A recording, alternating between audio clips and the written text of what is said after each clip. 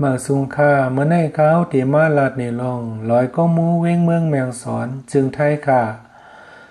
ลอยก้องมูอำนันห้องจ้องไปลอยเว้งเมืองแมงสอนพระธาตุลอยก้องมูเว้งเมืองแมงสอนในมีอยู่ไว้ตั้งตกเวงตั้งสูงลอยในหมอกหนึ่งแห่งสามปากเมตาเนื้อน้ำปางลายตอนตาดักคืนสู้ในมีไว้สองตั้งหนึ่งไปคืนซ้ำคืนไหลแทงตั้งหนึ่งซ้ำขี่ก้าคืนกว่าไหลตั้งก้านั่นคืนไงก็ว่าตั้งก้าเสือหมากหินเย้าแลพ่อคืนกอดถึงเหนือซิกมันเย้าเดลัยหันทัดคงมูไว้สองสู่อันสูงยาวไว้นั่นเป็นส่วนมีทัดเจ้าอรหันตาโมกันลานาอัคราตเปพระเจ้าฝ่ายซ้ายกองมูสวนเล็กลงมาอีกหนึ่งนั่นเป็นสวนมีทัดเจ้าสารีพุทธาอัคราเจ้าอรหันตาตเปพระเจ้าฝ่ายขวาพ่อเล็บเหล่มาฝ่ายตั้งออกเดมุงหันเว้งเมืองแมงสอนอันเป็นทุ่งอยู่เนื้อเกกลางลอยสูงเดมุงหันกว้างเงือหมินหนองจ้องคำเวงกาดหลังเฮินตึกป้อมุงต้วยไก่ที่หันลอยสูงเป็นทาบ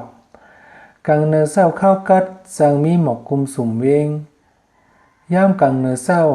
อำนั้นก็พ้องกลางคำสำกลางวันเตโตกเตอันก้นขึ้นมาเหลดโดย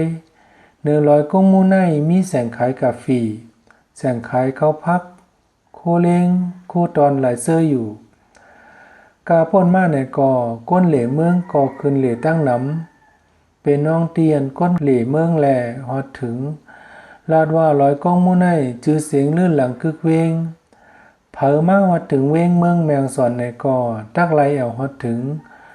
ป้อมนั้นเตรียมสั่งลาดเลยว่ามาฮอดถึงเมืองแมงสอนเย้าตอนตากองมูไนซ่อมปืนแต้มไม่ว่าเตเฮ็ดสั่งมาเสมอปีพุทธศาสนา2 เฮง 4 ปาก 3ก็เตเฮ็ดขึงเป็นผู้ก้องตองสู่แลแม่นางอันเตไว้อ่อนตั้งก็เป็นกองมูอันมีทัดสวรหันตาโมกันลานาอันเป็นทัดพวกสอมาตีตั้งเมืองมันตอนตากองมูสู่เลขนั่นเฮ็ดสั่งมาเมื่อปีพุทธศาสนา2 เฮง 4 ปาก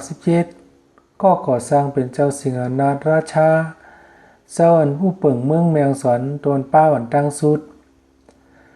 สังเชื่อว่ามาเหล่เอาฮอดถึงเว้งเมืองแมงสอนเย้าไหนจึงอย่าลืมคืนเหล่ลอยก้องมูมาไว้พระธาตุมาเหล่ก้องปลายลอยตั้งตอกเว้งกันค่าเหมือสุงค่า